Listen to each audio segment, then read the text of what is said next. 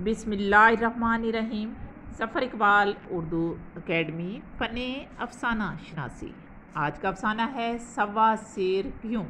मुसन्नफ़ है प्रेमचंद। इस अफ़साने के किरदार हैं शंकर किसान, महात्मा, प्रोत जी, मंगल जो शंकर का भाई है और शंकर का बेटा। अफ़साने का थीम सवा शेर क्यों प्रेमचंद का एक ऐसा अफ़साना है जो देहाती किसान की सादा लोही के साथ साथ ज़िम्मेदार, महाजन और साहूकार की फ़रेबकारी का पर्दा चाक करता है और उनके जुल्म तशद्दुद और मकरो फ़रेब के ख़िलाफ़ इंसानी ज़मीर को झंझोड़ कर रख देता है।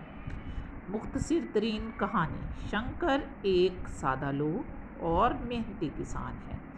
वो मज़हब पर अंतहा यकीन रखता है, खुद भूख बर्दाश्त कर लेता है, मगर मंदिरों में देना, पंडितों और महात्माओं की खिदमत करना नहीं छोड़ता।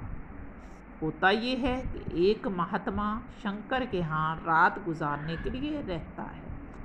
शंकर उसकी खिदमत के लिए प्रोहत जी से सवा शेर घी उधार लेता है। महात्मा चला जाता है और शंकर की ज़िंदगी दुख सुख में गुजरती रहती है।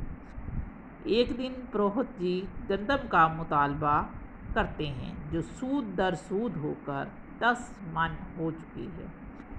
इस गंदम की वजह से शंकर का भाई मंगल भी अलग हो जाता है, क्योंकि शंकर जो कमाता है वो कर्ज उतारने में उतर जाता है और आखिर में शंकर की मौत के बाद भी वो कर्ज नहीं उतरता और उस कर्ज को उतारने के लिए उसके बेटे को प्रोहत का नौकर बनना पड़ता है।